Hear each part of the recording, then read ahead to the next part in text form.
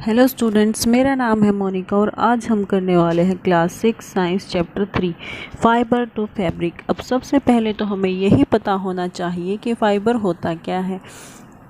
अब हम सब ने जो धागा एक होता है वो हम सब ने देखा होता है, और जब हम उस धागे को ध्यान से देखेंगे तो हमें क्या दिखता है कि वो धागा है जो वो एक बहुत ही पतली पतली लड़ियों से मिलके बना होता है, जो बहुत ही थिन स्ट्रैंड से मिलके बना होता है।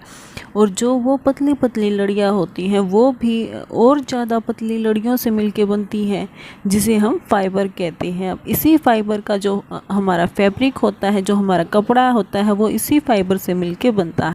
और यही सब हम इस चैप्टर में डिस्कस करने वाले हैं कि जो एक फाइबर होता है उससे कैसे हमारा जो कपड़ा है वो बनकर तैयार होता है, और ये फाइबर हमें मिलते कहाँ से हैं और किस किस प्रकार के ये फाइबर हमें देखने को मिलते हैं। तो चलिए चैप्टर शुरू करते हैं।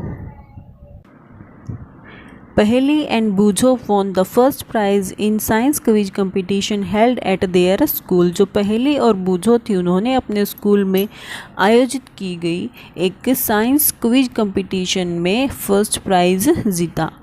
They were very excited and decided to use the prize money to buy clothes for their parents। वो बहुत ही ज़्यादा उत्तेजित थी और उन्होंने निश्चय किया कि वो इस जीती हुई प्राइज मनी से अपने पेरेंट्स के लिए वो कपड़े खरीदेंगे। When they saw a large variety of cloth material, they got confused। जब उन्होंने कपड़ों की बहुत ज़्यादा वैरायटी देखने को मिली तो वे कंफ्यूज हो गई। The shopkeeper explain that some clothes और फैब्रिक्स वर कॉटन। तो जो दुकानदार था उसने उन्हें समझाया कि कुछ कपड़े तो कॉटन के बने हुए हैं और कुछ सिंथेटिक फाइबर से बने हुए हैं।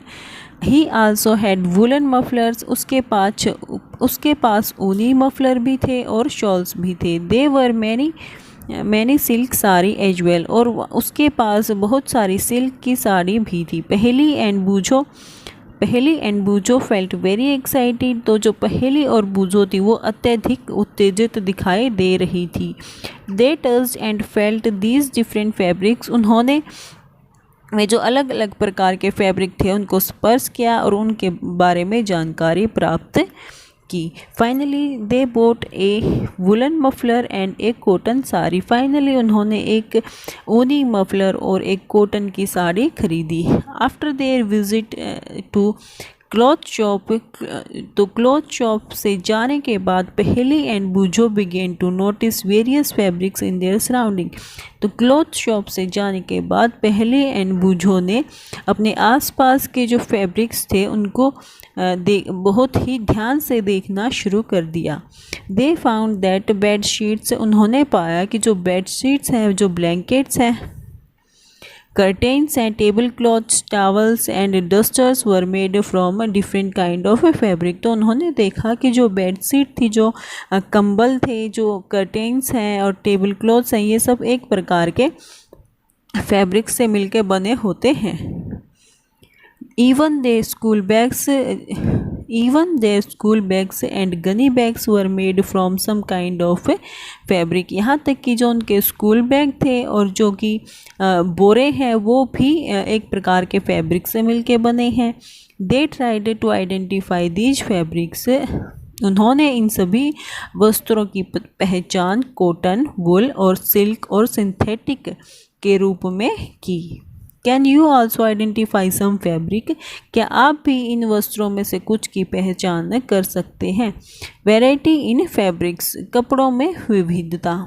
Activity 1, visit A near by tailoring shop. एक अपने पास की टेलर की शॉप पे जाओ। Collect cuttings of fabrics left over after stitching.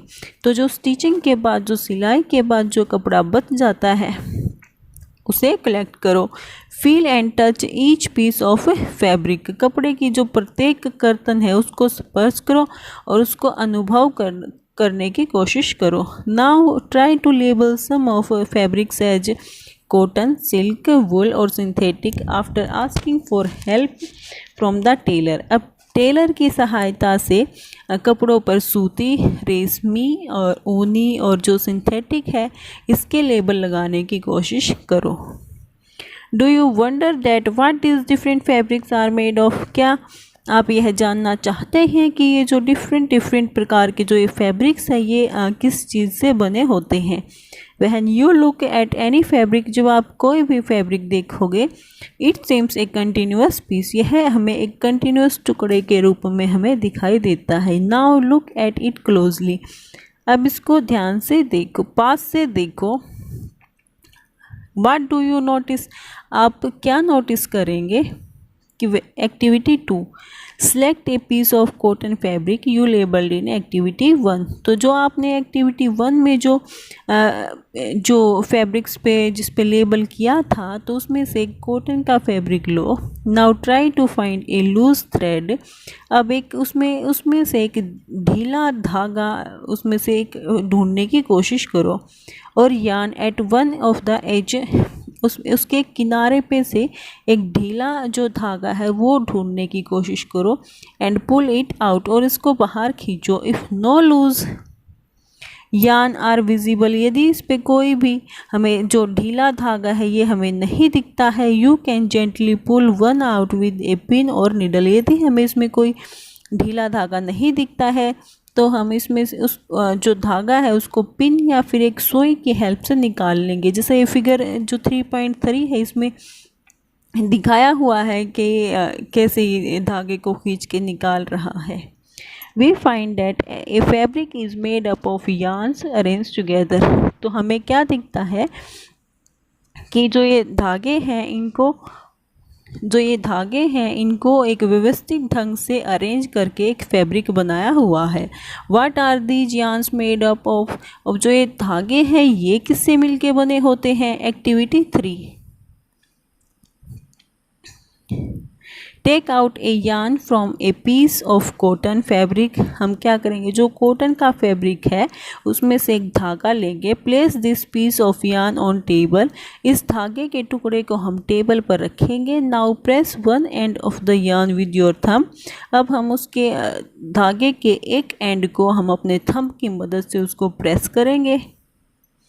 जैसे कि scratch the other and of the yarn along its length with your nail as shown in figure, और जो दूसरा एंड है उसको हम अपने नेल की हेल्प से उसको स्क्रैच करेंगे जैसे फिगर 3.4 में दिखाया गया है। Do you find that the end the yarn, do you find that at this end the yarn splits up into thin strands, क्या आप इस सिरे पर यह देखते हैं कि जो धागा है वो पतली लड़ियों में विखंडित या फिर स्प्लिट हो गया है। You might have observed something similar when you try to thread a needle, आप ऐसा ही जब देखते हैं जब आप एक सुई में धागा डाल रहे होते हैं।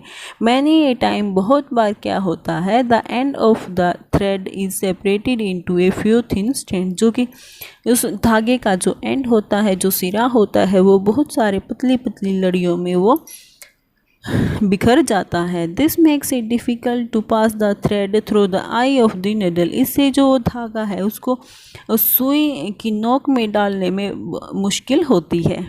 The thin strands of thread that we see, जो थिन स्ट्रैंड्स है, जो पतली लड़ियां हैं जो कि हमें दिखाई दे रही हैं, are made up of still thinner strands called fibre, वो भी और ज़्यादा पतली लड़ियों से मिलकर बनी होती है जिसे हम फाइबर कहते हैं। Fabrics are made up of yarn, जो फैब्रिक है, जो हमारा कपड़ा होता है, वो yarn धागे से मिलके बनता है। And yarn are further made up of fibres, और जो yarn होते हैं, जो धागा होता है, वो भी फाइबर से मिलके बना होता है। Where do these fibres come from, अब जो ये फाइबर होते हैं ये कहाँ से आते हैं। The fibres of some fabric such as cotton, jute, silk and wool are obtained from plants and animal, अब कुछ फाइबर्स तो ऐसे होते हैं जो कि हमें प्लांट्स और एनिमल से प्राप्त होते हैं, जैसे कॉटन, जूट, सिल्क, और जो वुल होती है, जो ऊन होती है, ये हमें प्लांट्स और एनिमल से मिलते हैं। These are called natural fibres, इनको हम नेचुरल फाइबर्स कहते हैं। Cotton and jute are examples of fibres obtained from plants, तो जो कॉटन होती है और जो जूट होती है ये हमें जो प्लांट से जो फाइबर्स मिलते हैं उसके एग्जाम्पल हैं।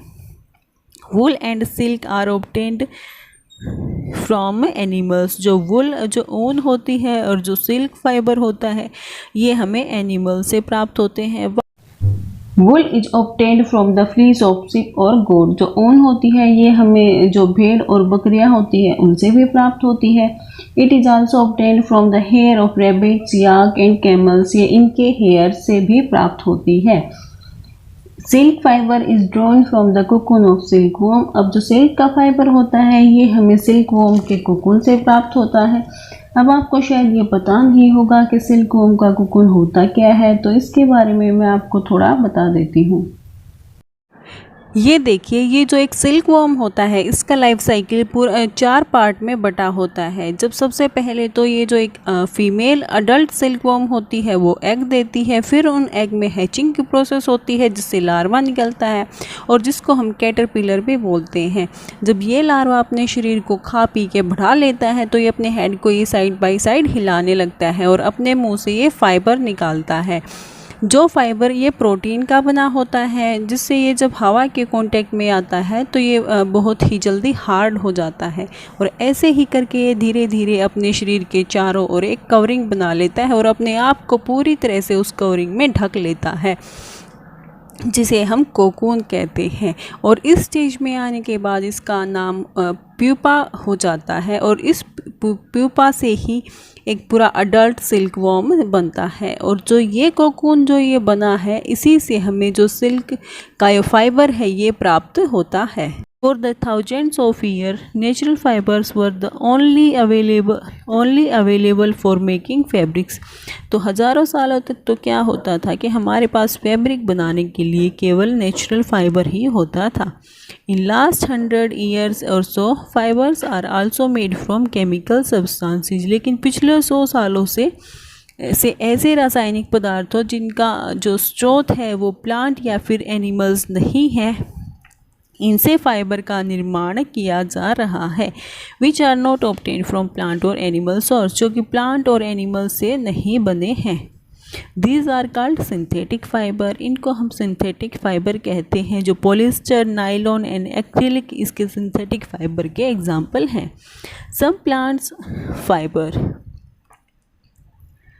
कुछ पादप तंतु। Cotton. Have you ever made wicks from oil lamps? क्या आपने कभी तेल के लैंप के लिए बत्तियां बनाई हैं? What do you use for making these wicks? इन विक्स को बनाने के लिए आप किसका यूज़ करते हैं? This cotton wool is also use for filling mattress, quilts and pillows. जो ये कॉटन वूल होती है, जो रुई होती है, इसका उपयोग हम गद्दे भरवाने, रज़ाई या फिर तकिए भरवाने में भी करते हैं।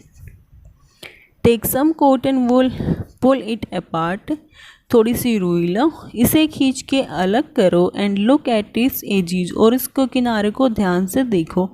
What do you observe? आप क्या ऑब्जर्व करते हैं? The small thin strands that you see are made up of cotton fiber. जो छोटे और जो पतली लड़ियाँ हैं, ये जो आप देख पा रहे हैं, ये किसकी बनी होती हैं? ये कॉटन फाइबर्स से बनी होती हैं। What does this cotton wool come from? Where does this cotton wool come from? अब जो ये जो रुई है ये कहाँ से आती है? It is grown in field. यह खेत में उगाई जाती है।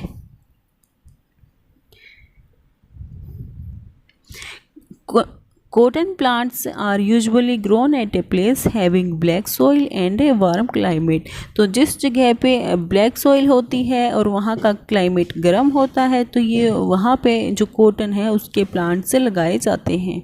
Can you name some states of our country where cotton is grown? क्या आप हमारे देश के कुछ ऐसे स्टेट्स के नाम बता सकते हैं जहाँ पे कॉटन उगाई जाती है? The fruits of cotton plant, जो कॉटन प्लांट के जो फ्रूट होते हैं जिसको कॉटन बॉल्स कहते हैं, are about size of a lemon. ये लेमन के साइज की होती है। आफ्टर मैच्योरिंग, मैच्योर होने के बाद the balls burst open,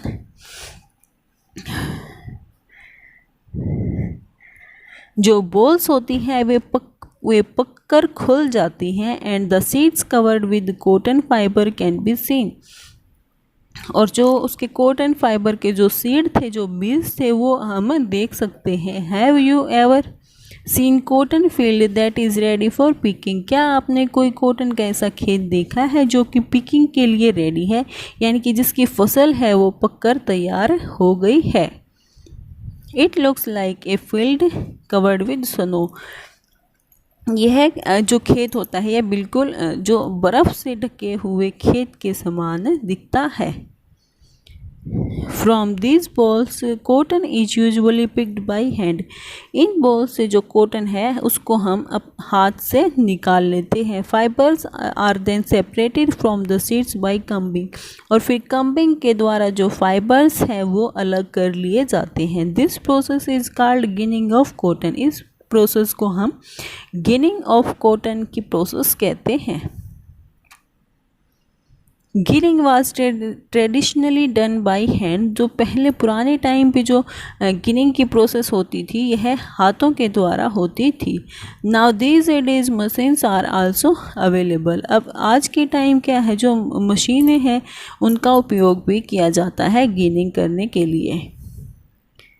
jute fibre is obtained from steam of jute plant. जो जूट का फाइबर होता है जिसे हम पटसन भी बोलते हैं, तो पटसन के फाइबर को हम उसके उस पौधे के तने से प्राप्त करते हैं। It is cultivated during rainy season. और यह रेनी सीजन के दौरान बोया जाता है। In India jute is mainly grown in west Bengal, Assam and Bihar. Bharat में यह मेनली मुख्य रूप से वेस्ट बंगाल, बिहार एंड असम में उगाया जाता है। The jute plant is normally harvested when it is at flowering stage. तो जो जूट का पौधा होता है, जो पटसन का पौधा होता है, उसको जब उसमें फ्लावरिंग की स्टेज आ जाती है तब उसको काट लिया जाता है। The stem of the harvested plant are immersed in water for a few days. अब जो उसका तना होता है उसको हम कुछ दिनों के लिए पानी में रख देते हैं। The stem rot and the fibres are separated by hand. और जब वो उसका तना है वो गल जाता है तब हम उसमें से जो फाइबर्स हैं उसको अलग कर लेते हैं। To make fabrics all these fibres are first converted into yarn. अब इन फाइबर्स से फैब्रिक बनाने के लिए हम सबसे पहले इन फाइबर्स को हम कन्वर्ट कर देंगे इनटू यार्न्स, मतलब धागों में इनको कन्वर्ट कर देंगे। How it is done? अब यह कैसे होता है? स्पिनिंग कॉटन यार्न, सूती धागे की कताई। You can try making cotton yarn yourself. आप स्वयं सूती धागा बनाने का प्रयास कर सकते हैं। Activity 4, hold some cotton wool in one hand. अपने हाथ में कुछ रुई पकड़िए। Pinch some cotton between the thumb and forefinger of our other hand. तो अपने जो अंगूठा है और जो फोर फिंगर जो कि हमारी सेकेंड उंगली होती है जिसको तर्जनी भी बोलते हैं, अपने थंब और फोर फिंगर के बीच में थोड़ी सी रुई उसको पकड़िए। Now gently start pulling out the cotton. अब क्या करोगे, धीरे धीरे उस रुई को बाहर की ओर खींचना शुरू करो। While continuously twisting the fibres. और जब हम ऐसा कर रहे हैं तो हमें उसको साथ साथ ट्विस्ट भी करना है, यानी कि उसको साथ साथ उसमें ऐंठते भी रहना है। Are you able to make a yarn? क्या आप एक धागा बनाने में सफल हुए? The process of making yarn from fibres is called spinning. तो जो फाइबर से जो धागा बनाने की जो प्रोसेस होती है उसको हम स्पिनिंग यानी कि कताई बोलते हैं। इन दिस प्रोसेस, इस प्रोसेस में fibres from A mass of cotton, एक कॉटन के ढेर से हमें क्या फाइबर्स निकालते हैं और उसको ट्विस्ट करते हैं। This bring the fibres together to form yarn. इससे जो फाइबर्स हैं वो इकट्ठे हो जाते हैं, पास पास आते हैं, जिससे एक धागा बन पाता है। A simple device use for spinning is a hand spindle. जो स्पिनिंग के लिए एक सिंपल डिवाइस यूज होती है जिसको हैंड स्पिंडल कहते हैं। एंड आल्सो कॉल्ड तकली, और उसको तकली भी कहते हैं। Another hand operated device is use for spinning is चरखा।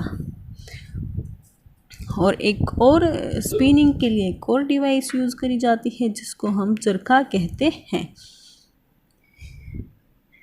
Use of charkha was popularised by as a part of the independence movement. तो चरखे के उपयोग को जो राष्ट्रपिता महात्मा गांधी थे उन्होंने स्वतंत्रता आंदोलन के एक पक्ष के रूप में लोकप्रियता प्रदान करी थी।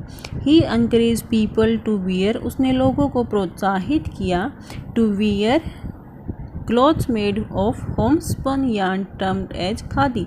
तो उन्होंने लोगों को प्रोत्साहित किया कि वो हाथ से कते हुए धागों के वस्त्र, जिसे खादी भी कहते हैं, तो खादी से बने हुए वस्त्रों को पहनने के लिए उन्होंने लोगों को प्रोत्साहित किया। एंड शन imported clothes made in the mills of Britain, और जो ब्रिटेन की मिल्स में जो कपड़े बनते थे उन इम्पोर्टेड कपड़ों को के बहिष्कार के लिए उन्होंने लोगों को प्रोत्साहित किया। To popularise and promote khadi, तो खादी को पॉपुलर और लोकप्रिय बनाने में और उसको प्रमोट, उसको बढ़ावा देने के लिए जो इंडिया की जो गवर्नमेंट थी उसने क्या किया, एक constituted a body called khadi and village industry commission इन 1956। तो जो इंडिया की गवर्नमेंट थी उसने 1956 में एक संगठन बनाया जिसका नाम था khadi and village industry commission. Spinning of yarn on large scale is done with the help of spinning machine. तो जो बड़े पैमाने पे जो कताई होती है ये मशीनों की सहायता से होती है। After spinning yarns are use for making fabrics, तो स्पिनिंग के बाद, कताई के बाद जो धागा होता है वह फैब्रिक बनाने में यूज़ होता है। यार्न टू फैब्रिक, धागे से वस्त्र। There are many ways by which fabrics are made from yarn. हमारे पास बहुत सारे तरीके हैं जिससे हम जो फाइबर होता है, जो धागा होता है, उससे हम फैब्रिक्स, कपड़े बना सकते हैं। The two main process are weaving and knitting. तो जो मेन दो प्रोसेस होती हैं, जो मुख्य प्रोसेस होती हैं, उसको हम वीविंग और नीटिंग कहते हैं। अब वीविंग क्या होता है? In activity 2 you might have notice that a fabric is made up of 2 sets of yarn arrange together. तो जो एक्टिविटी 2 में आपने ध्यान दिया होगा कि जो वस्त्र था वो धागों के 2 सेट जिनको एक साथ व्यवस्थित करके एक अरेंजमेंट बनाई हुई थी, उससे मिलके एक हमारा फैब्रिक है वो बन के तैयार हुआ था। This process of arranging 2 sets of yarn together to make fabric is called weaving। तो धागों के 2 सेट को आपस में व्यवस्थित करके कपड़े बनाने की प्रक्रिया को हम वीविंग या फिर बुनाई कहते हैं। Let us try to weave some paper strips। तो चलो हम कुछ पेपर की स्ट्रिप्स से, कुछ पट्टियों से हम बुनाई करने का प्रयास करते हैं। Activity 5, take 2 sheets of paper of different colours. अलग अलग कलर की 2 पेपर की शीट लो। Cut square piece of length and width equal to 30 centimetre from each sheet. अब हम उसको इक्वल लेंथ और विड्थ में हम उसको 30 सेंटीमीटर की लेंथ और विड्थ में उसको कट करेंगे दोनों शीट को। Now fold both sheets into half. अब हम दोनों शीट को जो बीच में से उसको फोल्ड करेंगे। On one sheet draw lines as shown in figure 3.12a। तो हम उसको, जैसे ये फिगर 3.12 है, इसमें जैसे इस फिगर में दिखा रखा है ऐसे उस पर हम लाइन से ड्रॉ करेंगे। And on the other as shown in figure 3.12b, और दूसरी पे हम जैसे ये फिगर बी में जो दिखा रखा है ऐसे लाइन ड्रॉ करेंगे। Cut both the sheets along the dotted lines and then unfold. अब जो लाइंस हमने उस पे शीट पे लगाई थी, हम उनको दोनों शीट्स को हम वहाँ से काटेंगे और फिर उसको हम खोलेंगे। View the strips one by one through the cuts in the sheet of paper as shown in figure 3.12c।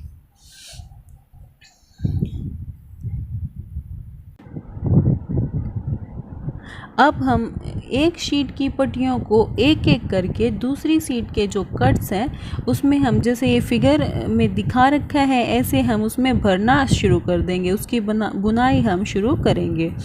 And figure 3.12D shows the pattern after weaving all the strips. और जो फिगर 3.12D है, इसमें जो ये जो पट्टियाँ हमने जो ये जिन पट्टियों की बुनाई करी है, ये पूरा होने के बाद हमें ये कुछ इस प्रकार का दिखेगा। इस प्रकार का ये एक पैटर्न बन जाएगा।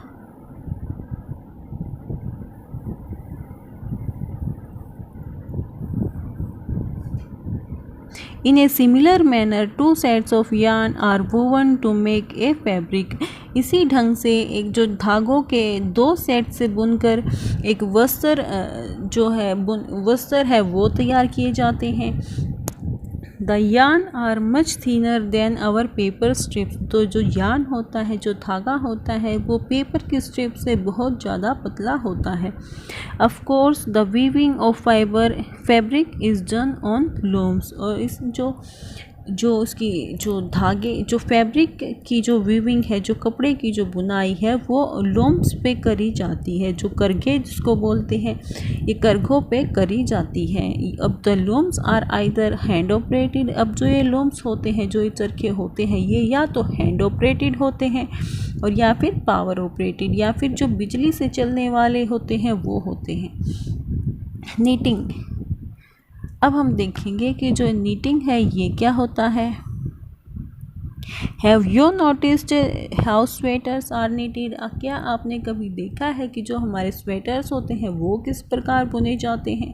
इन knitting a single yarn is use to make a piece of fabric. तो नीटिंग में क्या होता है कि हम एक सिंगल धागा लेते हैं जिसका हम यूज़ अपना जो फैब्रिक है वो बनाने में करते हैं।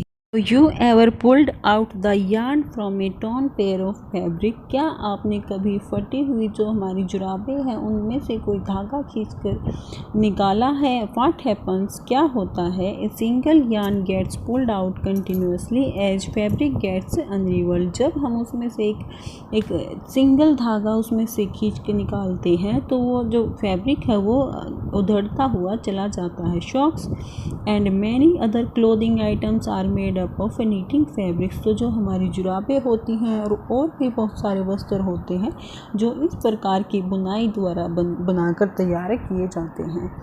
Knitting is done by hand. तो नीटिंग होती है वो या तो हैंड द्वारा, हाथों द्वारा होती है, या फिर जो मशीनें होती हैं उसके द्वारा भी करी जाती है। Weaving and knitting are used for making different kinds of fabric. तो जो वीविंग और जो नीटिंग की प्रोसेस है ये अलग अलग प्रकार के फैब्रिक बनाने में यूज़ करी जाती है। These fabrics are used for a variety of clothing items. तो जो ये फैब्रिक होते हैं इसको हम अपने जो क्लोथिंग आइटम्स हैं उसमें यूज़ करते हैं। History of clothing material. Have you ever wondered what materials people used in ancient time for clothes? क्या आपने कभी यह जानने का प्रयास किया कि प्राचीन काल में लोग पहनने के लिए किस सामग्री का इस्तेमाल करते थे। It appears that in those time people used the bark and big leaves of trees. तो हमें यह पता लगता है कि उस टाइम लोग जो पेड़ की छाल होती थी या फिर जो पेड़ के बड़े पत्ते होते थे और जो एनिमल्स की स्किन एंड जो उनके फर होते थे उनका यूज़ करते थे अपने शरीर को ढकने के लिए। After people began to settle in agricultural community. जब जो लोग हैं वो एग्रीकल्चरल कम्युनिटी या फिर समुदाय में जब वो सेटल होना शुरू हो गए, दे लर्न, उन्होंने सीखा to weave twigs and grass into mats. जो कि लताएं और जो घास होती थी उससे उन्होंने मैट एंड बास्केट्स जो कि टोकरी होती थी वो बनाना सीखा। Vines and animal fleece and hair were twisted together into long strands. जो लताएं या फिर एनिमल फ्लीस, जो एनिमल्स की ऊन या उनके बाल होते थे, उससे उन्होंने उनको एक साथ ट्विस्ट करके उन्होंने उससे लंबी लंबी लड़ियाँ बनाई। These were woven into fabrics. फिर इनसे उन्होंने फैब्रिक्स या फिर जो हमारे वस्त्र होते थे वो बनाए। The early Indians for fabrics made up of cotton, तो जो पूर्व इंडियंस होते थे, जो पूर्व भारतीय होते थे, वो कॉटन से बने हुए फैब्रिक पहनते थे, या जो वस्त्र हमारे जो कॉटन से बने हुए होते हैं वो पहनते थे। That grew in the region near to river Ganga, जो गंगा के निकटवर्ती रीजन है, जो गंगा के निकटवर्ती क्षेत्र है, वहाँ पे उगाई जाती थी। Flax is also a plant that gives natural fibres, जो कि फ्लैक्स होता है यह भी एक प्लांट होता है जो हमें नेचुरल फाइबर देता है, जिसको हम अलसी का पौधा भी कहते हैं। इन एंशिएंट इजिप्ट, जो पुराना जो इजिप्ट था या फिर जो पुराना मिस्र था, cotton as well as flax were cultivated near the river Nile and were used for making fabrics, तो जो पुराना जो इजिप्ट था, जो मिस्र था, उसमें कॉटन और जो फ्लैक्स है, ये दोनों ही जो नाइल नदी है उसके निकटवर्ती क्षेत्रों में उगाए जाते थे। And used for making fabrics, और फिर इनका जो इस्तेमाल है वो फैब्रिक्स बनाने में करते थे। इन दोज डेज, उन दिनों में स्टिचिंग वाज नॉट नोन, तो उन दिनों में जो स्टिचिंग है, जो सिलाई है, लोग उसको इसके बारे में नहीं जानते थे। People simply drape the fabrics around different parts of their body, तो लोग क्या करते थे, स्टिचिंग तो उसमें जानते नहीं थे, तो वो बस अपने जो शरीर के पार्ट्स हैं उनको बस वो उस पर लपेट लेते थे। Many different ways of draping fabrics were use, तो जो ये अपने शरीर पे वो ऐसे इसको लपेटते थे फैब्रिक को, तो उसके वो बहुत सारे तरीके थे। With the invention of the sewing needle, तो जब सीविंग नीडल जो सिलाई की जो सुई है उसका जब इन्वेंशन हुआ, उसकी खोज हुई, तो उसके साथ ही people start is stitching to make clothes, तो लोगों ने स्टिचिंग का काम शुरू कर दिया कपड़े बनाने के लिए। Stitched clothes have gone through many variations since this invention, तो इस इन्वेंशन के साथ ही जो जो कपड़े होते थे, जो सिले हुए कपड़े होते थे, इसमें हमें बहुत सारी वेरिएशंस, विभिन्नताएं देखने को मिली। But it is not amazing that even today, परंतु क्या यह आश्चर्यजनक नहीं है कि आज के दिन भी जो हम साड़ी होती है, जो धोती, लुंगी और जो हमारी टर्बन, जो पगड़ी होती है, वो हम बिना सिले हुए कपड़े के रूप में हम इस्तेमाल करते हैं। Just as there is a large variety in the food eaten all over our country, जैसे कि हमारे देश में खाने की बहुत सारी हमें वेराइटीज़ देखने को मिलती हैं। ए large variety exist also in fabrics, तो वैसे ही हमें फैब्रिक्स में भी एक बहुत हमें ज़्यादा वेराइटीज़ देखने को मिलती हैं। तो स्टूडेंट्स, ये चैप्टर यहीं के पे ख़त्म होता है, इसमें बस इतना ही था। और यदि आपको मेरी वीडियो अच्छी लगती है या फिर आपको इसमें कुछ समझ आता है तो मेरी वीडियो को लाइक ज़रूर करें और कमेंट करके बताएं कि वीडियो कैसी लगी, और मेरे चैनल को सब्सक्राइब करना न भूलें। तो मिलते हैं नेक्स्ट वीडियो में नेक्स्ट टॉपिक के साथ, तब तक के लिए धन्यवाद।